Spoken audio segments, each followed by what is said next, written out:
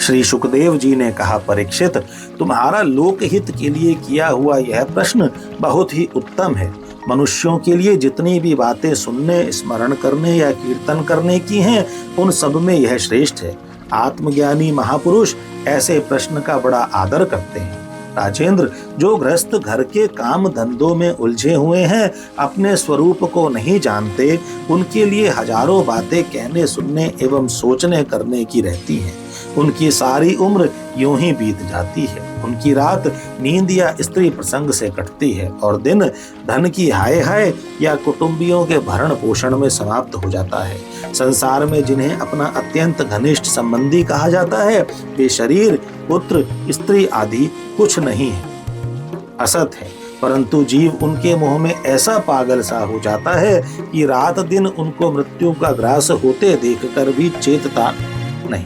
इसलिए परीक्षित, जो अभय पद को प्राप्त करना चाहता है, उसे तो सर्वात्मा सर्वशक्तिमान भगवान श्री कृष्ण की ही लीलाओं का श्रवण, कीर्तन और स्मरण करना चाहिए। मनुष्य जन्म का यही इतना ही लाभ है कि चाहे जैसे हो, ज्ञान से, भक्ति से अथवा अपने धर्म की निष्ठा से जीवन को ऐसा बना लिया जाए कि मृत्यु के समय भगवान की स्मृति अवश्य बनी रहे।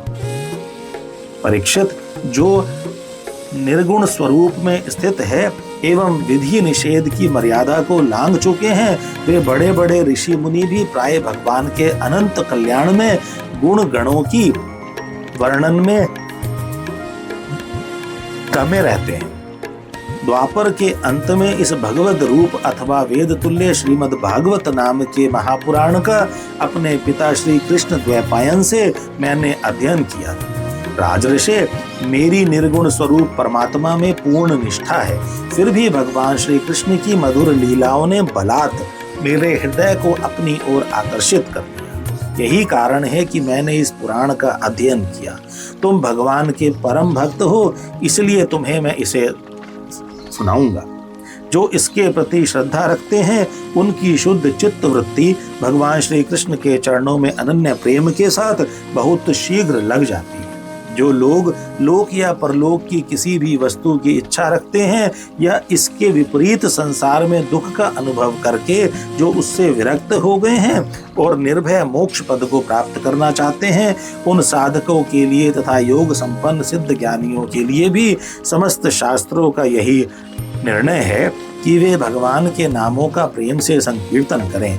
अपने कल्याण साधन की ओर से असावधान रहने वाले पुरुष की वर्षों लंबी आयु भी अनजान में ही व्यर्थ बीत जाती है, उससे क्या लाभ। सावधानी से ज्ञान पूर्वक बिताई हुई घड़ी 2 घड़ी भी श्रेष्ठ है, क्योंकि उसके द्वारा अपने कल्याण की चेष्टा तो की जा सकती है। राज ऋषि खटवांग अपनी आयु की समाप्ति का समय जानकर 2 घड़ी में ही सब कुछ त्याग कर भगवान के अभय पद को प्राप्त हो गए। परीक्षित, अभी तो तुम्हारे जीवन की अवधि 7 दिन की है। इस बीच में ही तुम अपने परम कल्याण के लिए जो कुछ करना चाहिए सब कर लो। मृत्यु का समय आने पर मनुष्य घबराए नहीं। उसे चाहिए कि वह वैराग्य के शस्त्र से शरीर और उससे संबंध रखने वालों के प्रति ममता को काट डाले। धैर्य के साथ घर से निकलकर पवित्र तीर्थ के जल में स्नान करे और पवित्र तथा एकांत स्थान में विधि पूर्वक आसन लगाकर बैठ जाए। तत्पश्चात परम पवित्र म इन 3 मात्राओं से युक्त प्रणव का मन ही मन जप करे। प्राण वायु को वश में करके मन का दमन करे और एक ही क्षण के लिए भी प्रणव को न भूले। बुद्धि की सहायता से मन के द्वारा इंद्रियों को उनके विषयों से हटा ले और कर्म की वासनाओं से चंचल हुए मन को विचार के द्वारा रोक कर भगवान के मंगलमय रूप में स्थिर चित्त से भगवान के श्री विग्रह में से किसी एक अंग का ध्यान करे।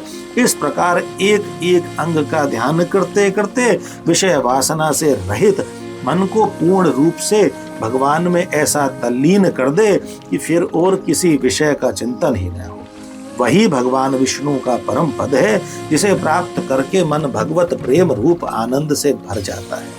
यदि भगवान का ध्यान करते समय मन रजोगुण से विक्षिप्त या तमोगुण से मूढ़ हो जाए तो घबराए नहीं। धैर्य के साथ योग धारणा के द्वारा उसे वश में करना चाहिए।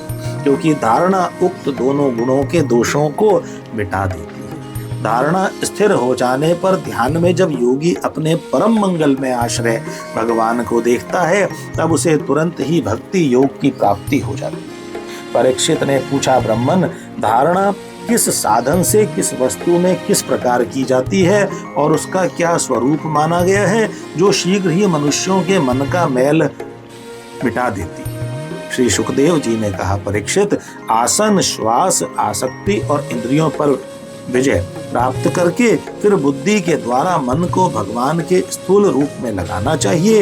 यह कार्य रूप संपूर्ण विश्व को जो कुछ कभी था, है या होगा, सब का सब जिसमें दीख पड़ता है, वही भगवान का स्थूल से स्थूल और विराट शरीर है। जल, अग्नि, वायु, आकाश, अहंकार, महतत्व और प्रकृति, इन 7 आवरणों से घिरे हुए इस ब्रह्मांड शरीर में जो विराट पुरुष भगवान है, वे ही धारणा के आश्रय हैं, उन्हीं की धारणा की जाती है। तत्वज्ञ पुरुष उनका इस प्रकार वर्णन करते हैं। पाताल विराट पुरुष के तलवे हैं, उनकी एड़ियां और पंजे रसातल हैं। दोनों गुल्फ एड़ी के ऊपर की गांठें महातल हैं, उनके पैर के पिंडे तलातल हैं। विश्व मूर्ति भगवान के दोनों घुटने सुतल हैं, जांघें वितल और अतल हैं, पेड़ू भूतल है और परीक्षित, उनके नाभि रूप सरोवर को ही आकाश कहते हैं। आदि पुरुष परमात्मा की छाती को स्वर्ग लोक, गले को महरलोक, मुख को जनलोक और ललाट को तपोलोक कहते हैं। उन सहस्त्र सिर वाले भगवान का मस्तक समूह ही सत्यलोक है। इंद्रादि देवता उनकी भुजाएं हैं, दिशाएं कान और शब्द श्रवणेंद्रिय हैं। दोनों अश्वनी कुमार उनकी नासिका के छिद्र हैं, गंध घ्राणेंद्रिय है और धधकती हुई आग उनका मुख है। भगवान विष्णु के नेत्र अंतरिक्ष हैं, उनमें देखने की शक्ति सूर्य है। दोनों पल के रात और दिन हैं, उनका भ्रू विलास ब्रह्मलोक है, तालु जल है और जीवा रस है। वेदों को भगवान का ब्रह्मरंध्र कहते हैं और यम को दाणे।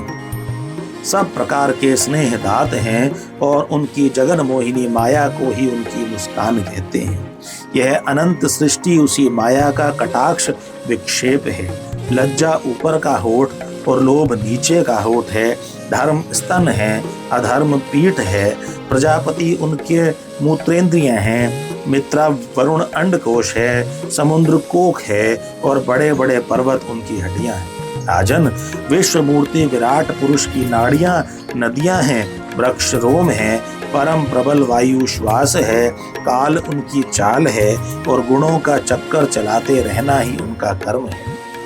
परीक्षित, बादलों को उनके केश मानते हैं, संध्या उन अनंत का वस्त्र है।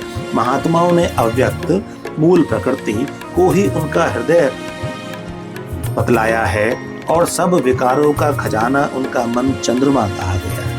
महातत्व को सर्वात्मा भगवान का चित्त कहते हैं और रुद्र उनके अहंकार कहे गए हैं। घोड़े, खच्चर, ऊंट और हाथी उनके नख हैं। वन में रहने वाले सारे मृग और पशु उनके कटी प्रदेश में स्थित हैं। तरह तरह के पक्षी उनके अद्भुत रचना कौशल हैं। स्वयंभू मनु उनकी बुद्धि है और मनु की संतान मनुष्य उनके निवास स्थान है। गंधर्व, विद्याधर, चारण और अप्सराएं उनके षडज आदि स्वरों की स्मृति है। दैत्य उनके वीर्य हैं। ब्राह्मण मुख, क्षत्रिय भुजाएं, वैश्य जंघाएं और शूद्र उन विराट पुरुष के चरण हैं। विविध देवताओं के नाम से जो बड़े बड़े द्रव्य में यज्ञ किए जाते हैं, वे उनके कर्म हैं। परीक्षित, विराट भगवान के स्थूल शरीर का यही स्वरूप है, सो मैंने तुम्हें सुना दिया। इसी में मुमुक्षु पुरुष बुद्धि के द्वारा मन को स्थिर रखते हैं, क्योंकि इससे भिन्न और कोई वस्तु नहीं है। जैसे स्वप्न देखने वाला स्वप्नावस्था में अपने आप को ही विविध पदार्थों के रूप में देखता है, वैसे ही सबकी बुद्धि वृत्तियों के द्वारा सब कुछ अनुभव करने वाला सर्वांतर्यामी परमात्मा भी एक ही है। उस सत्य स्वरूप आनंद निधि भगवान का ही भजन करना चाहिए, अन्य किसी भी वस्तु में आसक्ति नहीं करनी चाहिए, क्योंकि यह आसक्ति जीव के अधः पतन का हेतु है।